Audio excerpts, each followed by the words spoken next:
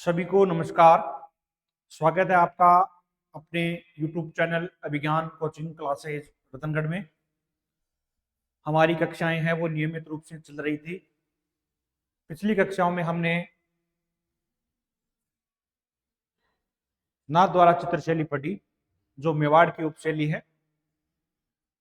मेवाड़ उपशैलियों में हमने उदयपुर चित्रशैली, देवगढ़, चावंड और नाथ द्वारा उपशैलियों को पढ़ा। आज हम पढ़ेंगे मारवाड़ की उपशैलियां और मारवाड़ शैली पढ़ेंगे। तो आइए चलते हैं हम अपने टॉपिक की ओर। मारवाड़ उपशैली।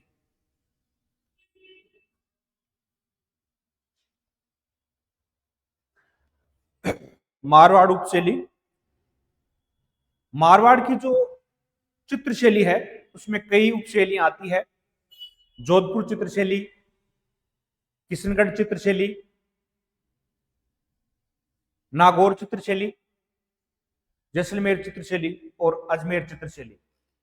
तो आइए दोस्तों पढ़ते हैं आज मारवाड़ चित्रशैली। मारवाड़ चित्रशैली, मारवाड़ चित्रशैली और मारवाड़ चित्रशैली की उपशैलियां कौन कौन सी है? उपशैली,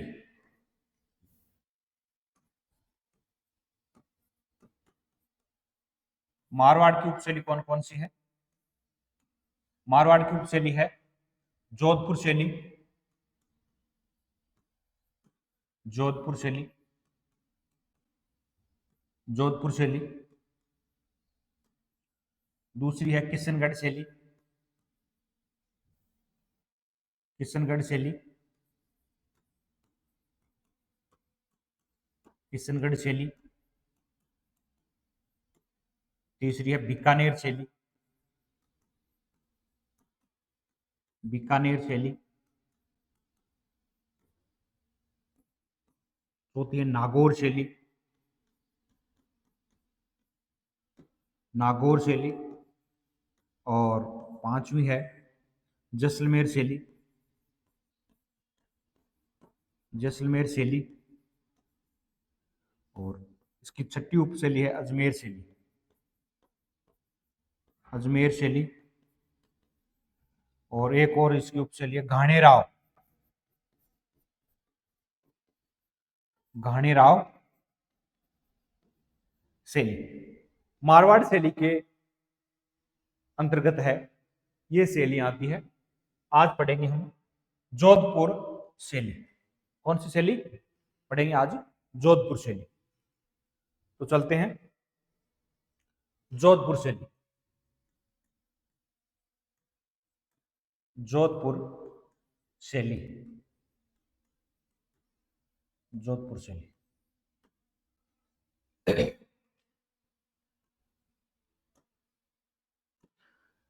जोधपुर जो चित्रशैली है इसकी शुरुआत है राव मालदेव के समय। जोधपुर चित्रशैली की शुरुआत होती है।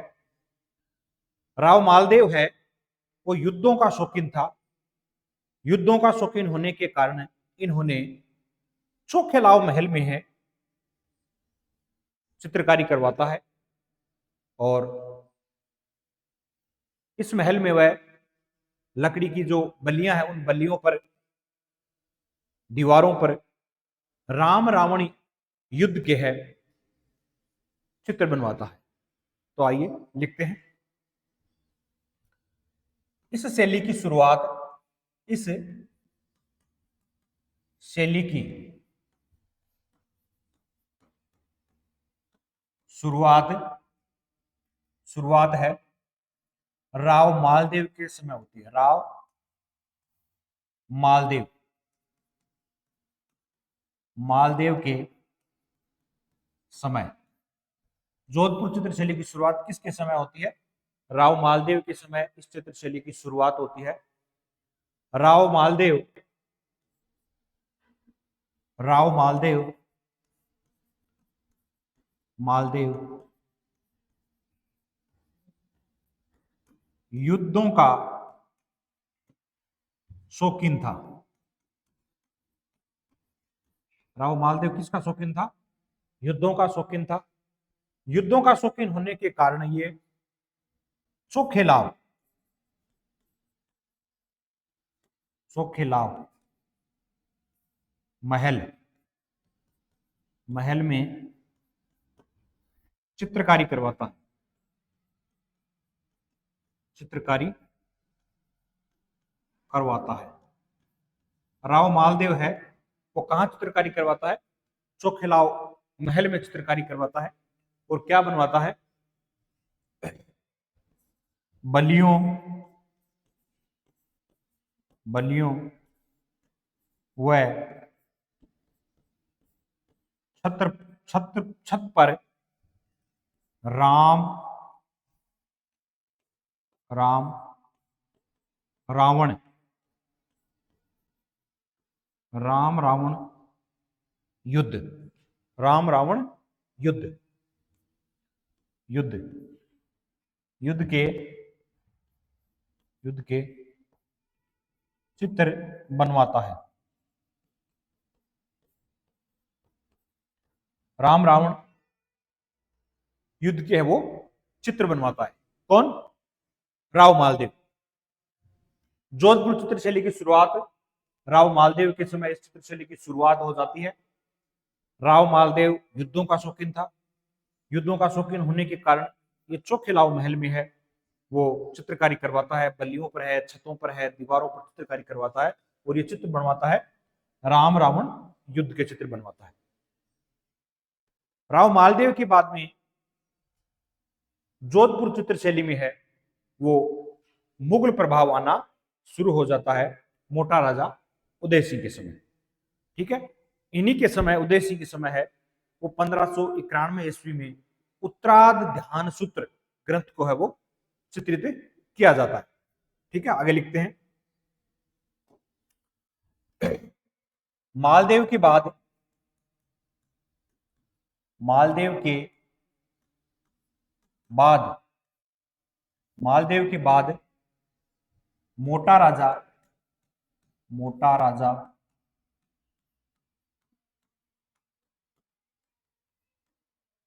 उदय सिंह के समय जोधपुर शैली पर जोधपुर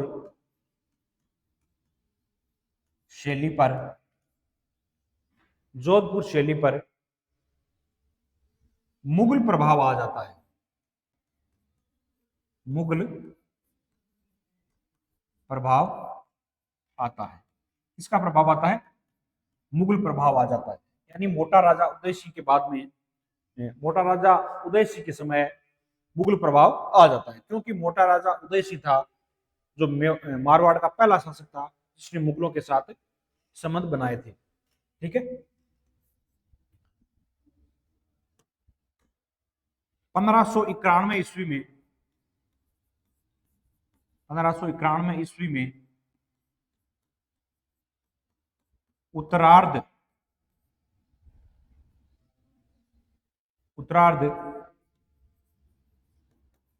ध्यान सूत्र ग्रंथ चित्रित किया जाता है। ग्रंथ चित्रित किया जाता है।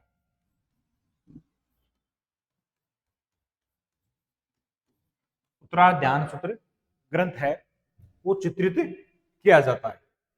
किसके समय?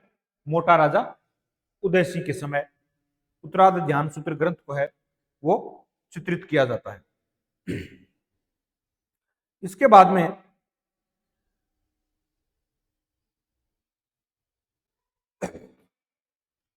मारवाड़ चित्रशैली है पर आगे जो चित्रकारी है उसको विकसित है वो जसवंत सिंह करता है। कौन? जसवंत सिंह। ठीक है, जसवंत सिंह के समय जसवंत सिंह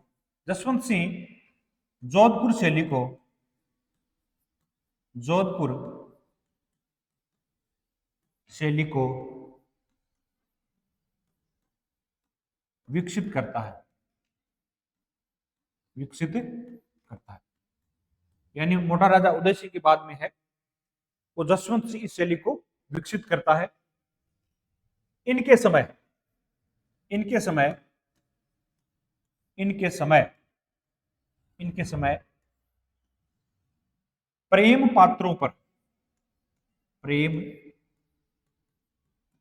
पात्रों पर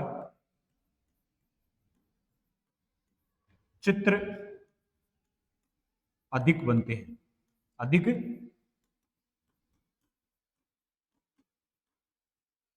बनते हैं। किसके समय? जसवंत सिंह के समय,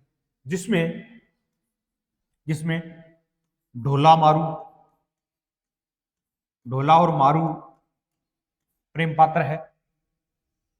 कुशलाभ की रचना है ढोला मारू, उस पर चित्र बनाए जाते हैं। सोनी महिवाल,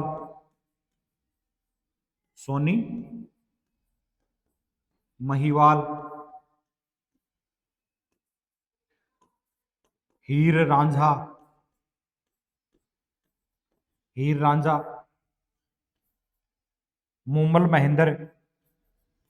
मोमल महेंद्र, इन पात्रों पर है वो चित्र अधिक बनाए जाते हैं। इसके समय, जसवंत सिंह के समय चित्र है वो प्रेम पात्रों पर अधिक चित्र बनाए जाते हैं। इन्हीं के समय यानी इनसे थोड़ा पहले है वो 1623 ईस्वी में 1623 ईस्वी में वीर जी नामक एक चित्रकार था। वीर जी चित्रकार द्वारा है वो रागमाला ग्रंथ चित्रित किया जाता है। क्या किया जाता है? रागमाला ग्रंथ को चित्रित किया जाता है। किसके द्वारा? वीर जी के द्वारा है वो रागमाला ग्रंथ को है वो चित्रित किया जाता है। इसमें क्या दिखाया गया है? रागमाला ग्रंथ में एक राग है कल्याणी राग, उस पर चित्रित किया जाता है। रागमाला ग्रंथ में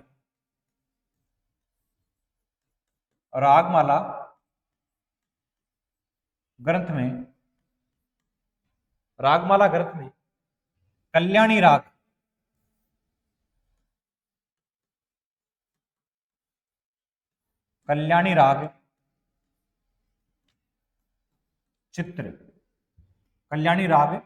चित्रित किया जाता है। क्या किया जाता है?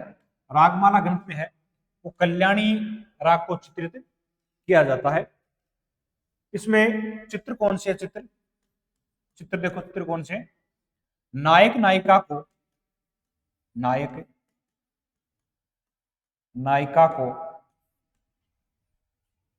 आलिंगनबद्ध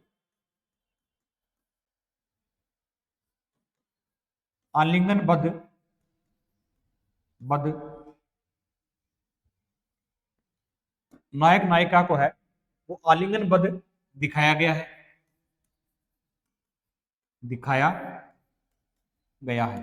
यानी नायक नायिका को है वो आलिंगनबद्ध दिखाया गया है। ठीक है। एक शयन कक्ष का चित्र है, एक शयन कक्ष का चित्र जिसमें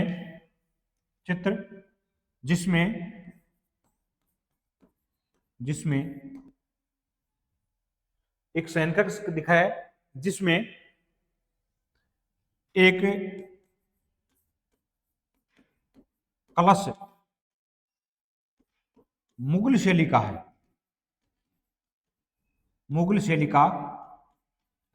यानी एक शयन कक्ष दिखाया गया है और उस शयन कक्ष में एक कलश पड़ा है और ये जो कलश है वो मुगल शैली का लगता है, इस शैली में दिखाया गया है। जसवंत सिंह के समय 4 चित्रकार प्रमुख थे। कितने चित्रकार? 4 चित्रकार है वो प्रमुख थे।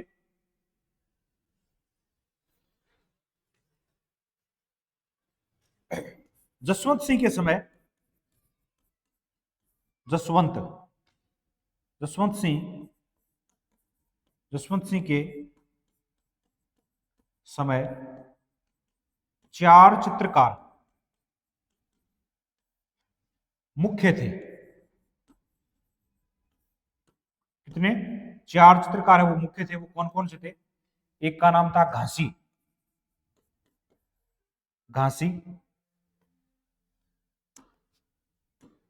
दूसरे का नाम था नाथो, एक का था नारायण दास, क्या था? नारायण दास। और चौथे का नाम था नगा। ठीक है, एक चित्रकार और मिलता जिसका नाम था करीम, ये भी इसी के समय था, करीम। 5 चित्रकार है जिसमें 4 चित्रकार है वो प्रमुख चित्रकार थे। जसवंत सिंह के समय है वो 4 चित्रकार प्रमुख थे। एक का नाम घासी, नाथो, नारायण दास, नगा और ये करीम। ये 4 चित्रकार है जसवंत सिंह के समय है वह प्रमुख चित्रकार माने जाते हैं। जसवंत सिंह के बाद में मारवाड़ का शासक बनता है अभय सिंह।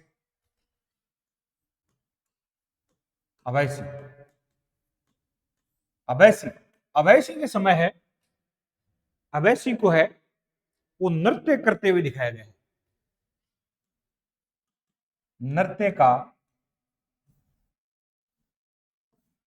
अभय सिंह को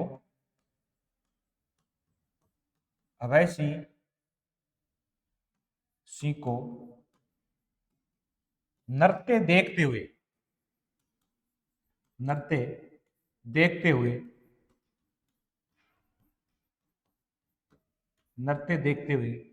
चित्रित किया गया है। नृत्य देखते हुए चित्रित किया गया है। अभय सिंह के बाद में चित्रकारी में रुचि लेता है मानसिंह। कौन लेता है? मानसिंह रुचि लेता है।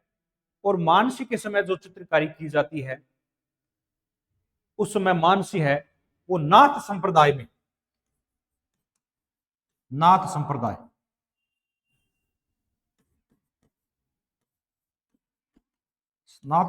का प्रभाव आता है। मानसिंह के समय क्या आता है? नाथ संप्रदाय का प्रभाव आता है। मानसिंह जोधपुर में महामंदिर का निर्माण करवाता है। उस महामंदिर में है नाथों की, जोगियों के ये चित्र बनवाता है। मानसिंह है वह गोरख संप्रदाय से संबंधित था, तो शिव के, गोरखनाथ के, उनके चित्र है वो अधिक बनाता है। कौन? मानसिंह। तो मानसिंह के समय है वो नाथ संप्रदाय का है वो प्रभाव आ जाता है। उसके बाद में मारवाड़ जो चित्रशैली है अपने मूल रूप में आ जाती है। जोधपुर चित्रशैली का रंग है वो पीला होता है, पीले रंग की है वो अधिकता है। जोधपुर चित्रशैली में पीले रंग की अधिकता होती है। वृक्ष की बात करें, इस शैली का प्रमुख वृक्ष कौन सा है? तो वृक्ष है वो आम के वृक्ष को चित्रित किया गया है। कौन से वृक्ष को? आम के वृक्ष को है वो चित्रित किया गया है। पक्षी की बात करें तो पक्षी है इसका है वो है कौवा। इस चित्रशैली का पक्षी है वो कौवा है। और पशु की बात करें तो इस चित्रशैली का प्रमुख जो पशु है वो है घोड़ा। घोड़ा प्रमुख पशु है। घोड़ा और ऊंट, घोड़ा व ऊंट इस चित्रशैली का प्रमुख पशु माना जाता है। तो आज हमने मारवाड़ चित्रशैली की बात करी। जोधपुर चित्रशैली की शुरुआत है राव मालदेव के समय, इस चित्रशैली की शुरुआत हो जाती है। राव मालदेव के समय शुरुआत होती है। राव मालदेव युद्धों का शौकीन था, ताकतवर राजा था,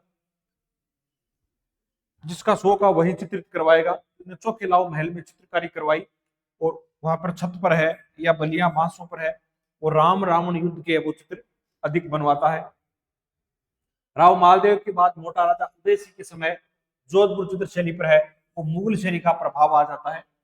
1591 ईस्वी में उत्तरार्ध ध्यान सूत्र ग्रंथ है, उसको उदय सिंह के समय चित्रित किया जाता है। उसके बाद में जसवंत सिंह का काल आता है। जसवंत सिंह जोधपुर चित्रशैली को आगे विकसित करता है और इनके समय प्रेम पात्रों पर चित्र अधिक बनते हैं, जिसमें ढोला मारू है, सोनी महिवाल है, हीर रांझा है, मूमल महेंद्र है। इन पात्रों पर है वो चित्र अधिक बनाए जाते हैं। 1623 ईस्वी में वीरजी चित्रकार द्वारा है वो रागमाला ग्रंथ को है वो चित्रित किया जाता है। रागमाला ग्रंथ में कल्याणी राग को चित्रित किया गया।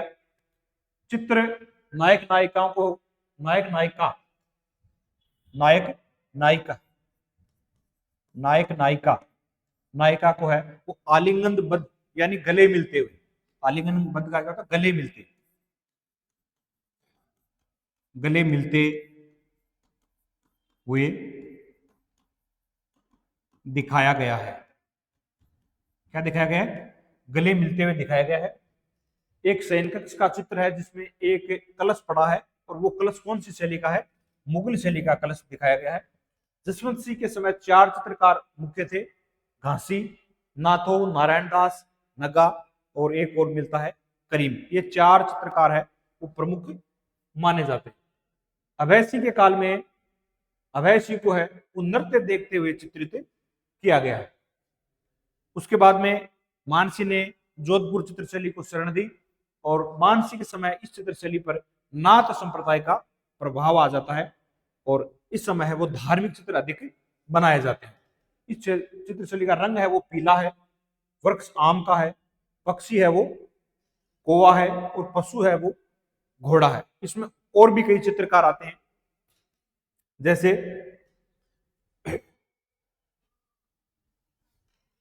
नारायण दास,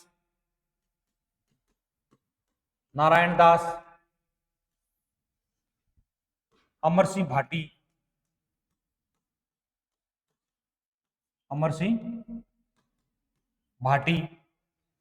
ये प्रमुख चित्रकार आते हैं। अमर सिंह भाटी, नारायण दास,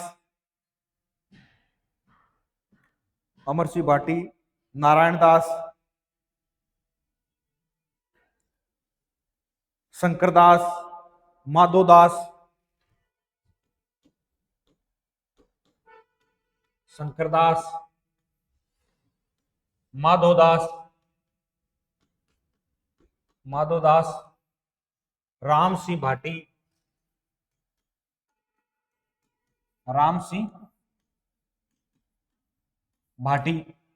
इस शैली के ये प्रमुख चित्रकार हैं जो जोधपुर चित्रशैली को विकसित करते हैं। इसके बाद में अगली चित्रशैली पढ़ते हैं, वो है किशनगढ़ चित्रशैली।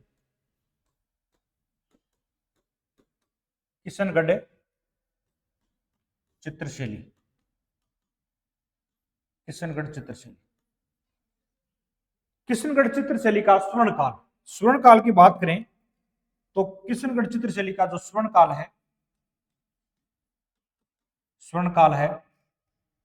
सावंत सिंह का समय है। सावंत सिंह का काल किशनगढ़ शैली का है वो स्वर्ण काल माना जाता है। सावंत सिंह का समय, सावंत सिंह का नाम था नागरीदास। क्या नाम था? नागरीदास। और नागरीदास नाम से ये काव्य रचना करते थे। क्या करते थे? काव्य रचना करते थे। और नागरीदास है वो कृष्ण भक्त थे। क्या थे ये सावंत सिंह? क्या थे? कृष्ण भक्त थे। कृष्ण भक्त थे नागरीदास, कृष्ण भक्त थे। सावंत सिंह के दरबार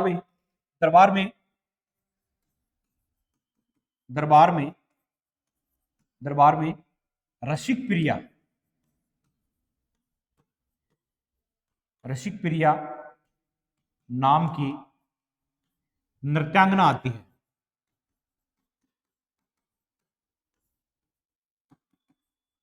आती है, क्या आती है? रसिक प्रिया नाम की एक नृत्यांगना आती है। सावंत सिंह की ये प्रेयसी थी, ये वापस दिल्ली चली जाती है, तो अपने दरबार का एक चित्रकार बुलाता है जिसका नाम था निहाल चंद।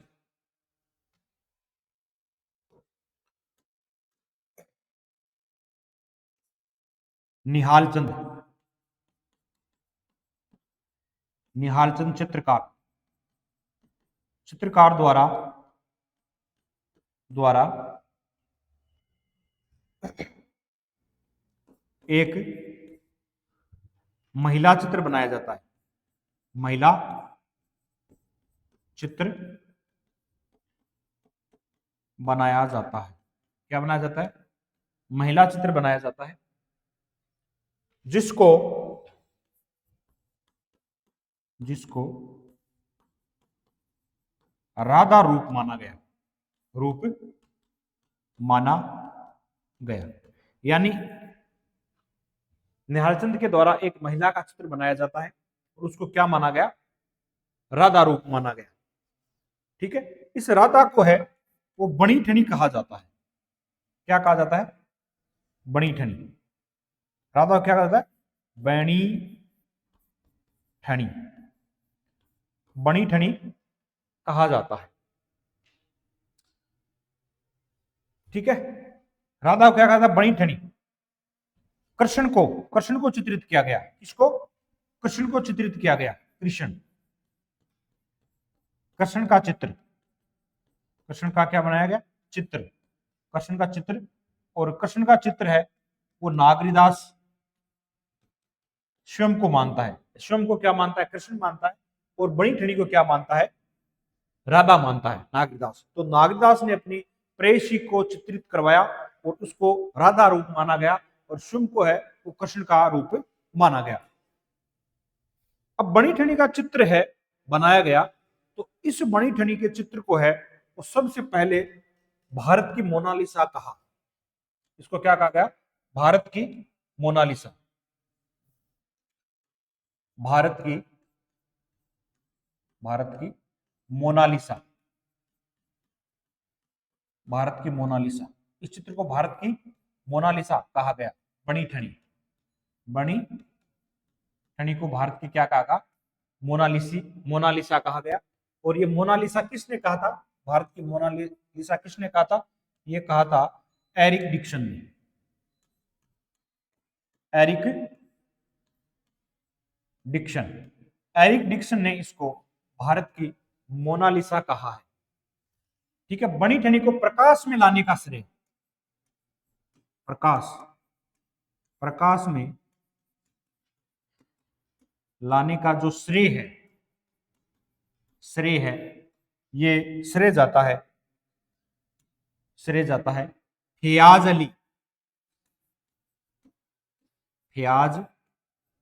अली और एक है एरिक डिक्सन। इन दोनों ने इस चित्र शैली को है वो प्रकाश में लाए थे, और एरिक डिक्सन ने इसको है वो भारत की क्या कहा है? मोनालिसा कहा है। अब इस चित्र शैली को जब प्रकाश में लाया गया, तो भारत सरकार ने 1973 में 60 पैसे का डाक टिकट जारी किया। भारत सरकार ने इस पर है वो 60 पैसे का डाक टिकट जारी कर दिया। किस पर? बणी ठनी पर। बणी ठनी पर भारत सरकार ने इस पर 60 पैसे का है वो डाक टिकट जारी किया। बणी ठनी की एक जो मौलिक प्रति